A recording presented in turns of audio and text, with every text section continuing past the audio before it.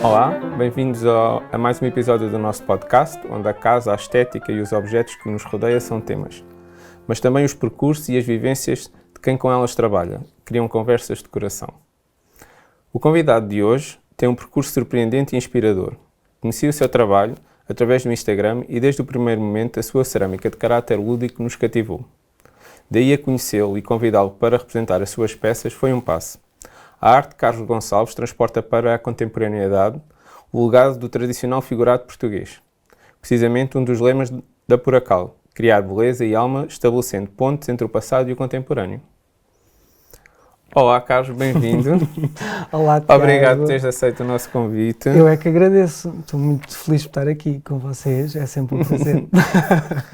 Então, para quem não te conhece, quem é que é o Carlos? É uma boa pergunta. Começamos bem.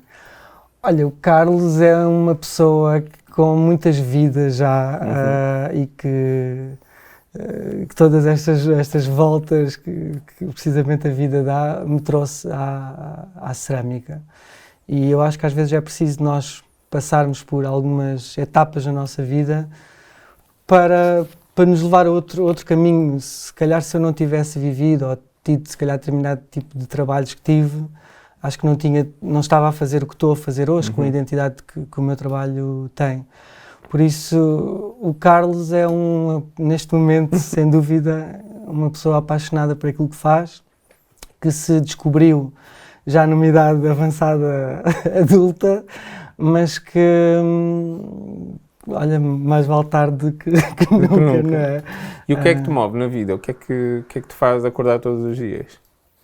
Olha, acho que se nós não vivermos com paixão, isto não faz muito sentido. Por isso eu gosto daquilo que faço e de estar apaixonado por aquilo que faço. E este gosto, esta chama que eu tenho e que vivo diariamente através do meu trabalho, fazem-me acordar com vontade de viver e com pica para a vida. O teu percurso é bastante inspirador para muitas pessoas. Queres falar um bocadinho do teu percurso e como é que chegaste aqui? Olha, eu tornei-me ceramista aqui um pouco como... Foi uma circunstância da vida, foi um mero acaso. Eu estava a trabalhar na área de teatro, era produtor de teatro, depois veio a pandemia e nessa altura eu resolvi começar a partilhar o meu trabalho, que até então era apenas um hobby recente.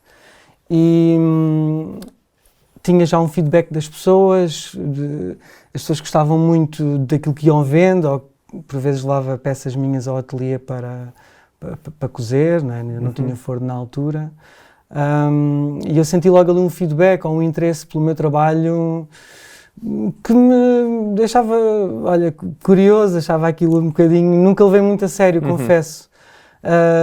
Depois foi no segundo confinamento que mais uma vez fiquei sem trabalho e pensei, olha, vou começar então a dar ouvido a estas pessoas todas que me dizem que eu devo mostrar o meu trabalho e assim foi, olha, comecei a partilhar umas coisas que tinha em casa, que fazia nos tempos livres na minha página de Instagram e acho que as coisas tomaram uma proporção que eu nunca imaginei, ao ponto de depois ter tomado a grande decisão de, ok, eu se realmente quero ser bom nisto ou se quero evoluir de alguma maneira, eu tenho que me focar a 100% nisto.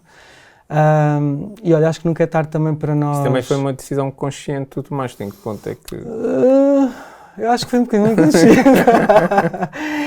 Eu acho que não foi consciente, sim, mas acho que ao mesmo tempo, quando a tomei, eu acho que fui um bocadinho inconsciente, mas ainda bem que o fui, porque se calhar se eu começasse a pensar, não sei como é que as coisas vão correr ou não, se calhar isso tinha-me impedido de dar o passo em frente. E se calhar eu sou assumidamente um sonhador e se não acreditasse nisto, no que faço, eu nunca tinha dado este passo, mas digo que fui inconsciente porque é sem dúvida um meio difícil, mas que felizmente também começa a haver cada vez mais um reconhecimento por parte das pessoas e eu nesse aspecto eu tenho, desde o início tive sempre muita sorte, chamei-lhe o que quiser. Vamos só situar-nos aqui, há quanto tempo é que tu estás a trabalhar exclusivamente na cerâmica? Tens mais ou menos uma ideia? Há cerca de perto de 3 anos, sim, apenas. E tem sido, eu quando digo isto 3 anos, cai-me assim, fico com uma consciência que de facto parece-me já muito mais tempo, tem sido um percurso tão bom, mas tão intenso, tem acontecido tanta coisa, eu tenho sempre um apoio, um carinho das pessoas enorme para comigo e para com o meu trabalho e tem acontecido tanta coisa desde o início que parece que são 3 anos que equivalem a 6, se tu quiseres.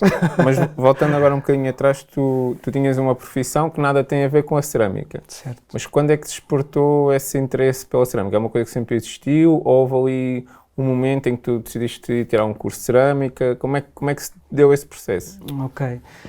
Eu desde pequenino sempre tive algum gosto pelas artes. Gostava muito de desenhar, estava sempre a criar, a inventar coisas, fazia brinquedos com fruta, com as coisas mais inusitadas. Mas isto para dizer que sempre tive um gosto e um interesse para fazer alguma coisa relacionada com a arte. Depois fui estudar, não fui para artes porque os meus pais diziam-me que o meio artístico não punha comida na mesa, então nunca fui logo também muito incentivado nesse sentido e tive aí o meu percurso profissional que foi sempre também muito variado, mas eu tinha alguma vontade, pelo menos curiosidade, de experimentar cerâmica. Isto tudo aconteceu porquê? Porque no aniversário meu ofereceram-me um workshop. Era de porcelana líquida, é uma coisa que não dá para moldar, foi um workshop muito interessante, mas eu quando saí dali pensei, ok, isto é muito giro, mas o que eu quero mesmo fazer, eu quero moldar as peças com as minhas mãos, eu sabia o que é que queria.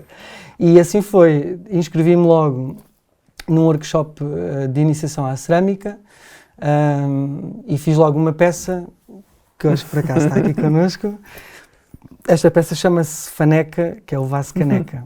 Okay. E eu quando criei a Faneca, o vaso caneca, na altura voltei para o meu trabalho, após o segundo confinamento, e as pessoas achavam muita piada a peça, tive algumas encomendas, e então estava ali um bocadinho a dividir, digamos, ou a dividir-me entre o meu trabalho e a cerâmica e alguns pedidos pequeninos, claro, coisas que iam surgindo, mas eu tinha dentro de mim uma vontade que não sei muito bem explicar, é algo quase transcendente a mim, de moldar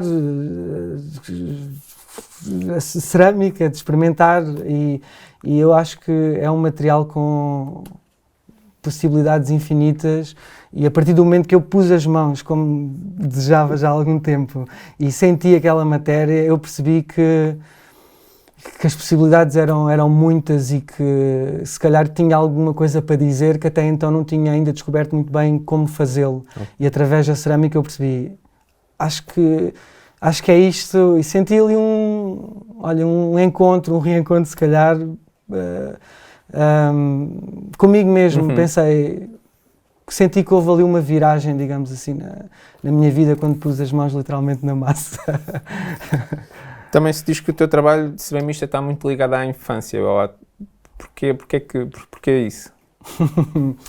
Porque as pessoas dizem muito, olha, é o Carlos dos monstros, e o meu trabalho está muito associado a essas criaturas, que nem todas são... Mas achas que é por ter um caráter infantil ou porque é uma coisa que tem...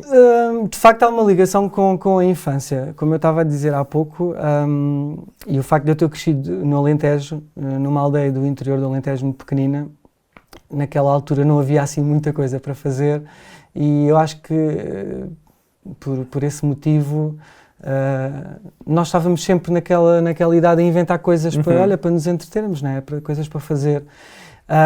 E eu lembro-me de ter sempre, de desenhar criaturas ou monstros, às vezes mesmo de os ver na minha cabeça, no meu imaginário de criança, não é?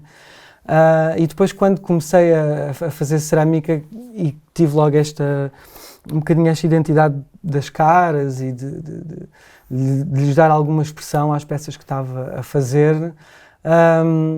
Isso começou-me a trazer à memória essas criaturas que na altura com quem eu brincava, digamos assim. E então comecei a passá-las cá para fora. Isso. Sim, isso foi uma experiência, foi uma experiência fantástica. Foi quase um voltar à infância. E depois o mais giro é que as pessoas acharam muita graça também à minha abordagem, à forma como também comunico e apresento as minhas peças, e é por isso que, sem dúvida, que o meu trabalho está associado à infância. Os monstros vêm precisamente daí, sim. Estás a falar muito das pessoas. Quem são essas pessoas? São os teus clientes, os teus amigos, as pessoas que te seguem nas redes sociais?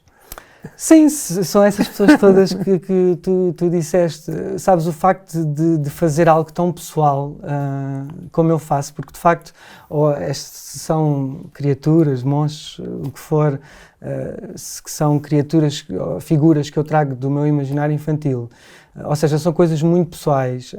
Quando nós partilhamos com o público, os clientes, as pessoas, algo tão íntimo, e tu sentes que há uma validação, isso é uma sensação, para mim tem sido, ainda hoje, todos os dias, é muito surpreendente eu fazer algo tão pessoal, tão meu. E eu, quando comecei a fazer cerâmica, tinha uma premissa, que era: eu só vou fazer peças que eu gostaria de ter em minha casa. Peças animadas, bem dispostas, coloridas. E eu nunca me preocupei muito em fazer as peças que crio atualmente porque as pessoas vão gostar ou não, mas é sempre algo muito meu, e eu acho que se calhar pelo facto das pessoas sentirem essa verdade, é que se calhar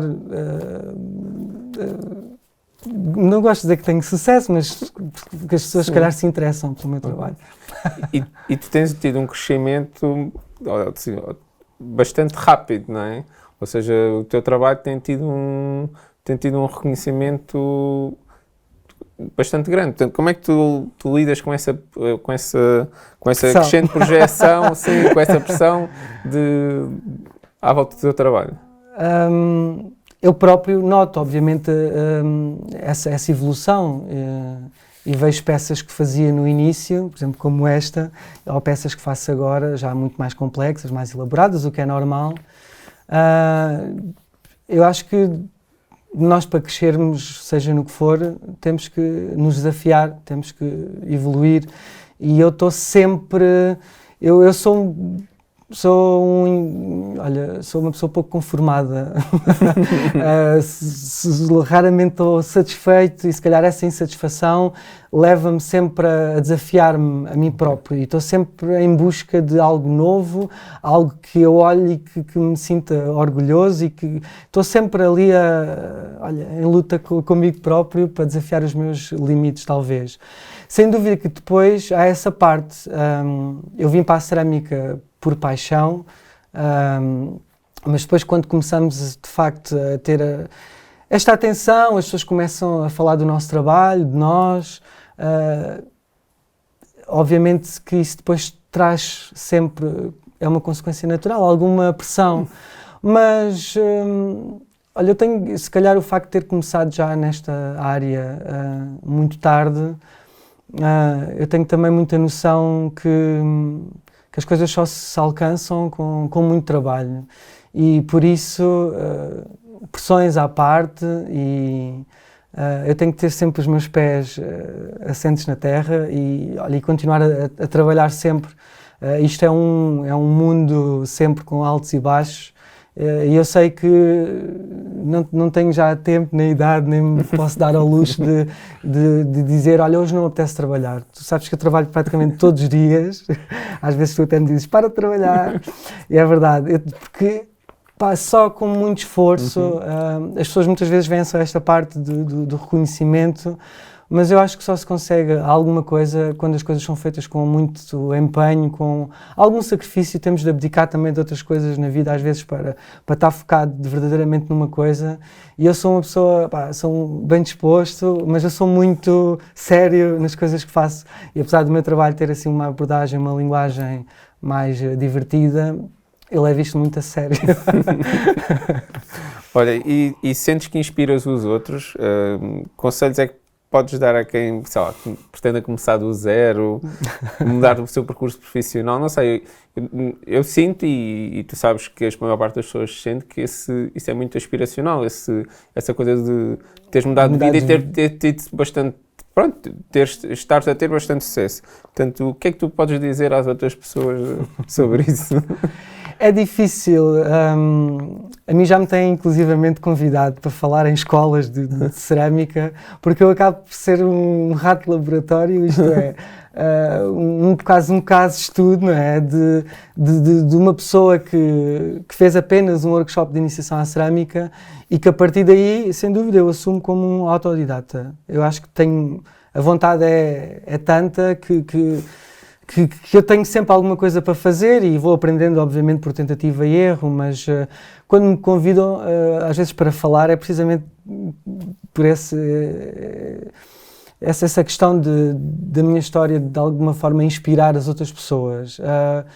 Eu nunca me vi, nem me vejo como um exemplo de nada, mas partilho com todo o gosto a minha história e, de facto, há muitas pessoas que me contactam e me pedem conselhos e às vezes quase fórmulas, como é que se faz para de repente conseguir essa visibilidade.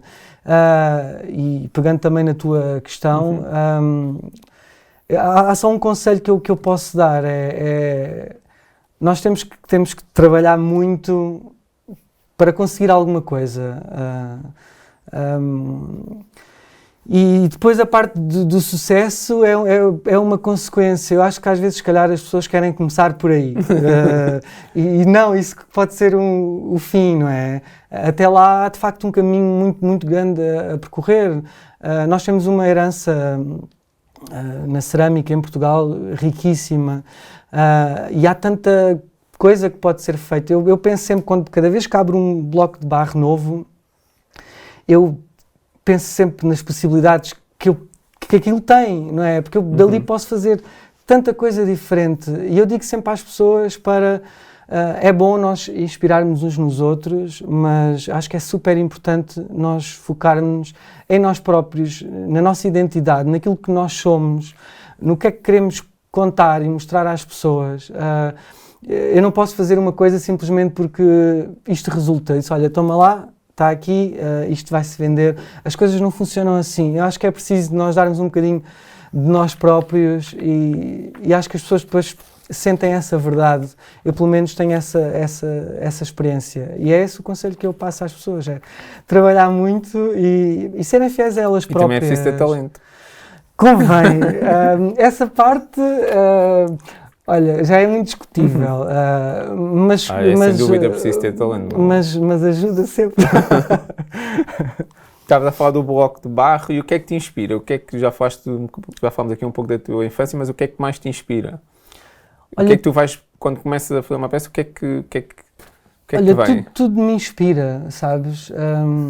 As pessoas inspiram-me, a vida no geral inspira-me, os animais inspiram-me, os ditados populares inspiram-me, a nossa riqueza cultural. Quando nós nos conhecemos pessoalmente, ainda ontem eu lembrei-me desse episódio, tu usaste um adjetivo para qualificar o meu trabalho e usaste a palavra popular. Eu até então confesso que nunca tinha visto ou pensado no meu trabalho dessa forma, mas de facto há sem dúvida uma componente popular de inspiração nas pessoas, nas tradições, muito forte no meu trabalho. O facto de eu ser do Alentejo, se calhar trago esse legado e gosto de brincar com fazer jogos de palavras em português mesmo nos nomes das próprias peças que eu tenho, e de brincar um bocadinho com esse nosso património, se quiseres assim dizer, mas o facto de ter crescido numa aldeia do Alentejo muito pequena, sabes, é aquele sítio em que toda a gente se conhece, em que as pessoas têm alcunhas, sabes, é o Sete Línguas, é o 30 Cabelinhos, é o não sei o quê, e sabes, é aqueles nomes pá, e no Alentejo há muito esses nomes. Há muito, mas esse tipo, quando tu cresces isso é uma coisa natural para ti, não é? Com essas histórias, isso depois acaba por... eu acho que isso enriquece não só a pessoa que eu sou, mas isso depois também se transfere para o meu trabalho. E o que é que me inspira? Todas essas vivências desde pequenino, sabes? Todas as coisas que eu fiz, tudo me inspira, no geral. Eu pessoalmente acredito que há um lado do figurado tradicional português, de Barcelos, de Rosa Ramalho, que está presente no teu trabalho e que tu fazes de uma forma mais urbana, mais contemporânea, atual. Mas há essa presença, tu sentes essa presença. Por exemplo, quando olhas para uma peça, por exemplo, da Rosa Ramalho, consegues ver a ligação para as tuas peças? É muito engraçado, porque eu quando comecei a fazer cerâmica, eu não tinha, obviamente, os conhecimentos que tenho hoje, mesmo a nível da história da própria cerâmica em Portugal. E é muito curioso, porque algumas pessoas começavam a ir ao meu ateliê e diziam-me: isto faz lembrar a Rosa Ramalho. E eu juro-te que eu não sabia quem era a Rosa Ramalho. E então depois andei a pesquisar, quer dizer, e é sem dúvida dos maiores nomes da história da cerâmica em Portugal. Mas há essa comparação, sempre houve. Eu nunca fiz isso de forma consciente. Eu faço peças que se calhar... Eu não acho que seja não é uma comparação, é uma evolução, é um... Pode ser, há o lado do figurado, sim. Eu gosto desta coisa. Há dias estava precisamente... Porque o figurado também tem a ideia dos monstros, por exemplo. Sim, tens figuras meio pessoa, meio monstros, não é? Há essa... pode haver essa comparação. Eu nunca o fiz de forma consciente, nunca andei, por exemplo, a estudar o figurado de Barcelos para dizer, ok, identifico-me com isto, é isto que eu vou fazer. O meu trabalho tem sido uma evolução, e acho que esta peça que temos aqui connosco hoje, às vezes eu estou a fazer coisas já muito mais elaboradas, felizmente, mas para dizer que é tudo uma evolução daquele meu início. Não me chateia minimamente, obviamente, pelo contrário, esse tipo de comparação, só posso, obviamente, ficar lisonjeado, mas estava a dizer que há dias vi uma reportagem sobre a Rosa Ramalho e falava-se nela como uma bonequeira. Eu não conhecia esse termo. E achei muito giro e revi-me um bocado e depois pensei cá, primeiro, se calhar sou um bonequeiro e não sabia. E tu dizes muito isso, estás a fazer bonecos, já estás tu, isto és bonecos.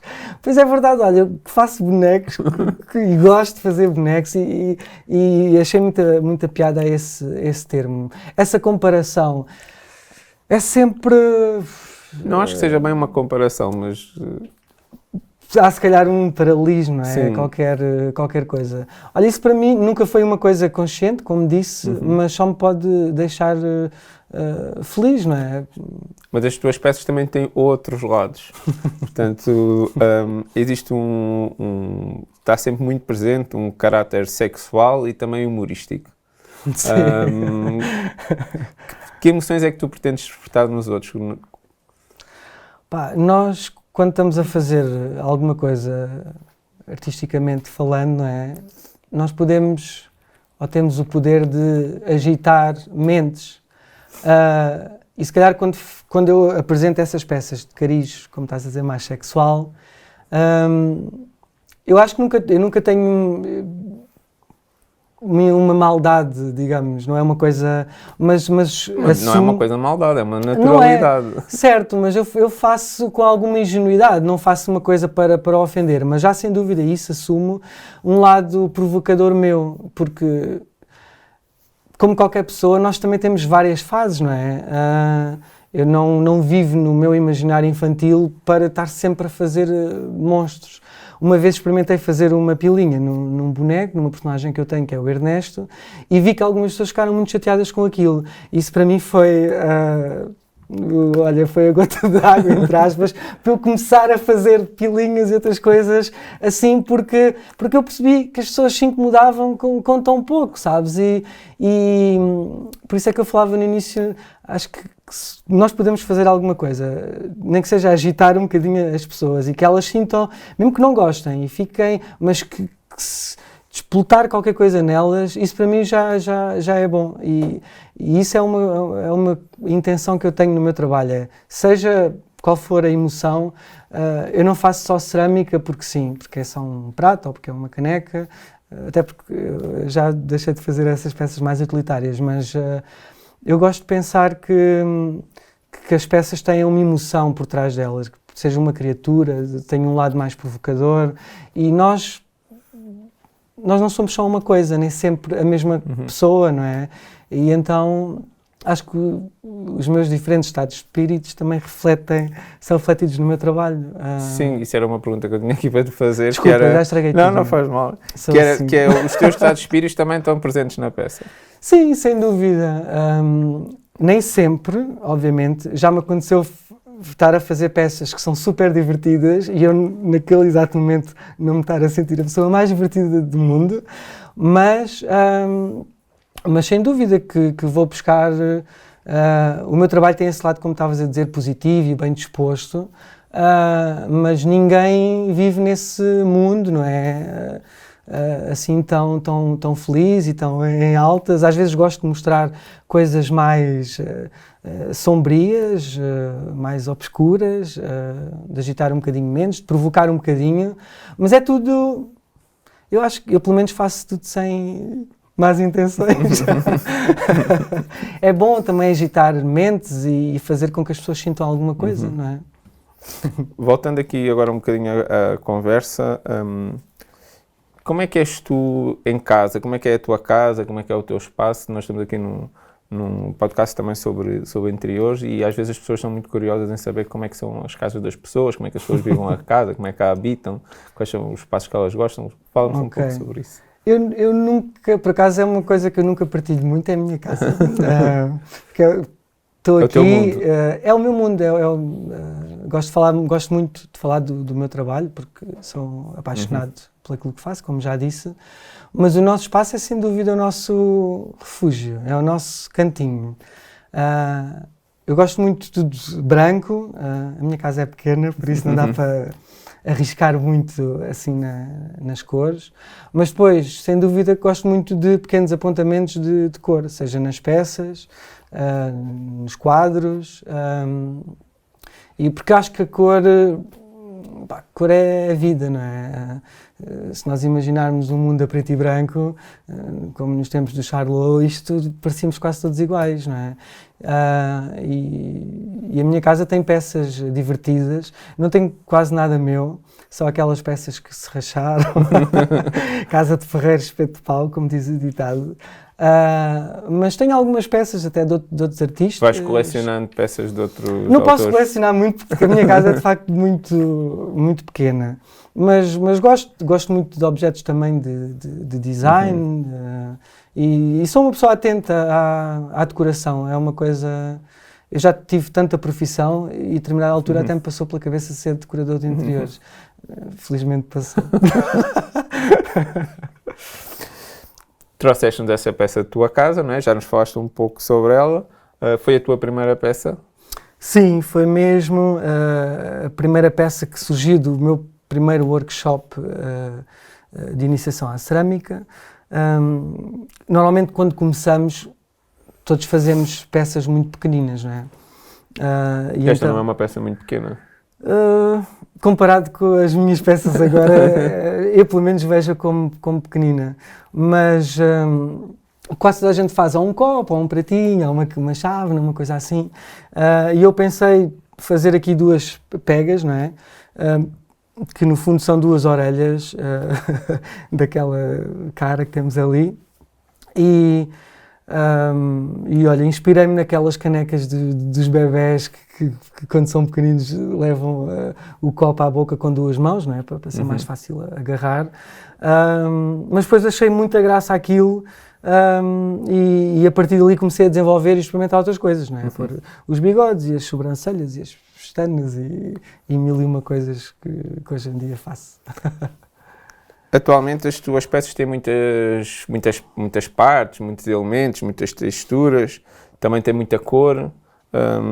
Porquê o uso da cor vibrante sempre, a maioria das vezes, e também as texturas? Porque faz toda a diferença numa peça, não é? Imagina eu ter aqui, se tiver aqui uma jarra amarela lisa, é uma coisa, é uma peça bonita, eu pessoalmente gosto muito e uso muito o amarelo, mas se eu arriscar ali um bocadinho com texturas, com dar-lhe volume, dar-lhe forma, fazer umas pernas, umas garras, uns dentes, uns braços, isto tudo ganha uma força, não é? Que porque a minha visão é sempre, se eu posso criar algo mais complexo, mais rico, porque é que eu vou pelo mais fácil? Eu disse que sou um inconformado, então não me contento com uma coisa simples, mas as cores fortes, porque eu acho que depois também num ambiente decorativo, em casa, não é? Funcionam muito bem. Também são mais lúdicas. Também, sim. Lá está, a cor traz a qualquer ambiente também vida, não é? E uma energia boa. E como as peças já têm essa tal intenção de espalhar, digamos assim, boa disposição, acho que a cor vem mesmo dar-lhe aquela força que só a cor consegue. Sim, portanto, as cores nas tuas peças também transmitem emoções, não é? Sim, eu não faço isso de forma consciente, ou não vou estudar dizer, olha, esta peça vai ser azul, porque se calhar até é mais melancólico, ou mais isto, ou mais aquilo, ou é amarelo porque é mais vibrante, ou porque é mais... Não, eu gosto de imaginar aquela peça depois no contexto, e normalmente eu tenho faço essa reflexão. Eu quando estou a acabar uma peça, ou antes de a vidrar, de aplicar a cor, eu penso sempre como é que aquela peça pode resultar em casa de alguém, não é? E acho que às vezes mesmo as peças mais especiais ou com características mais específicas, há sempre alguém que tem ali um cantinho ideal e perfeito para aquela peça, com aquele formato, com aquela cor. E acho que é bom também, eu não trabalho só com uma cor, gosto de experimentar várias coisas dentro da estética que o meu trabalho tem, mas sem dúvida que dizer que é colorido é um... Essa questão que levantaste agora eu acho que é muito pertinente, até para outras pessoas que nos possam estar a ouvir, façam cerâmica, que é a questão de pensar na peça, na vida após a peça, não é? Sim, porque aquela peça de facto vai ter uma vida e uma história depois, não é? Eu tento pensar sobre isso, onde é que esta peça, ou em que tipo de ambiente é que ela se pode enquadrar, e quando faço, também não me quero restringir, ou nunca o fiz desde o início, quando crio determinada coisa, determinada peça, que ok, isto vai ser para este tipo de cliente, ou para este tipo de decoração, ou de casa, ou de estrato social, ou sei lá o que tu queiras chamar. Eu acho que as minhas peças também têm essa versatilidade, e acho que isso também é importante, eu saber que é uma peça que se pode encaixar, não é? Como disse, versátil, em ambientes de decoração distintos. Eu acho que as minhas peças têm essa vantagem, não sei. Corrige-me se estiver errado. Não, acho que sim. E acho que é uma boa forma de ver as coisas, que é, se nós estamos a criar alguma coisa, pensar nessa coisa para além do resultado final da própria peça, não é? Eu vivo disto, não é? O meu objetivo é sempre que alguma pessoa depois no final fique com aquela peça e a compre. Mas é bom saber que eu vejo pessoas que me enviam, é muito engraçado, é bom ver esta parte de, muitas vezes há uma partilha, as pessoas compram uma peça minha, pode até ser na Furacal, e tiram uma fotografia da peça que neste momento está no Brasil, ou em Paris, ou em Nova Iorque, e mandam-me uma foto da peça já no ambiente, não é? No seu destino final. E isso é muito engraçado e é uma coisa que me faz muito pensar. Eu um dia já não estarei cá, não é? E as minhas peças vão estar aí espalhadas pelo mundo. Isso é uma coisa que me fascina. Olha, e retornando aqui um bocadinho à cor, quais são as cores que te falam? Quais são as cores que te trazem memórias, que te emocionam? É uma boa pergunta. Eu tenho uma cor preferida, que é o verde, assim, um verde tropa, talvez seja a cor que eu mais seco. Que eu mais gosto, mas no entanto, lá está, por não termos todos os dias o mesmo estado de espírito, acho que é importante também às vezes pegar nisso e dizer, olha, hoje vou pôr uma camisola vermelha. Eu não faço uma relação se calhar com os sentimentos, como tu estás a dizer, ou se calhar eu não sou tipo pessoa de eu estou muito triste, vou vestir todo de preto, ou acordei toda em unicórnios e vou toda em Floribela para a rua. Não faço, visto-me sempre com aquilo que me sinto confortável, não tem a ver propriamente com a roupa, tem a ver com coisas que nos emocionam, como há tipo aromas que nos emocionam, tipo, às vezes quando... Sim, com as cores, obviamente que há cores que nos sensibilizam mais, mas não sei, se não vejo assim, não costumo atribuir a eu pessoalmente, digamos, alguma emoção às cores. Gosto, se calhar faço esse tipo mais de abordagem ou de comparação ou de exercício, se quiseres, se calhar com a música, que é também algo que está muito presente no meu dia-a-dia e no meu trabalho. Eu não consigo trabalhar se não estiver a ouvir música e se calhar isso transporta-me para variados tipos de emoções que se calhar as cores também têm, mas eu não... Se calhar ao atribuir uma cor a uma peça minha, obviamente eu uso sempre cores fortes. Eu não trabalho, por exemplo, com cinzento ou com preto, porque as peças já têm um lado divertido e é a cor que lhes vai afirmar, exatamente, lhes dar essa força. Por isso eu uso a cor sempre, se calhar, como uma arma de partilhar coisas boas. Não uso muito as cores cinzento ou um pastel, assim, cores mais neutras ou mais escuras. Sou pela alegria, pela cor, pela diversidade. E com palavras de alegria, terminamos o nosso episódio de hoje do podcast. Muito obrigado, Carlos, pela tua presença. Obrigado pelo convite. E chegamos também assim ao fim da primeira temporada do nosso podcast, Furacal Conversas de Coração by Cine. A criação deste podcast prendeu-se sobretudo com dois objetivos. Por um lado, criar uma plataforma atual que possa melhor dar a conhecer e divulgar o meio criativo onde nos movemos, o design de interiores, as suas temáticas, a estética, o espaço e os objetos. Por outro lado, acreditamos que foi uma boa forma de nos darmos a conhecer, enquanto criativos. Convidar pessoas que conhecemos ao longo deste nosso percurso profissional e que nos acrescentam alma, conhecendo as suas histórias, os seus valores, as suas opções estéticas, partilhando as suas vivências e as suas emoções, estamos também assim a comunicar as nossas. Os 8 convidados desta primeira temporada foram, assim, uma seleção muito pessoal, pessoas com quem nos cruzamos ao longo destes últimos 10 anos, clientes, provedores, artistas, criativos e jornalistas. Obrigado.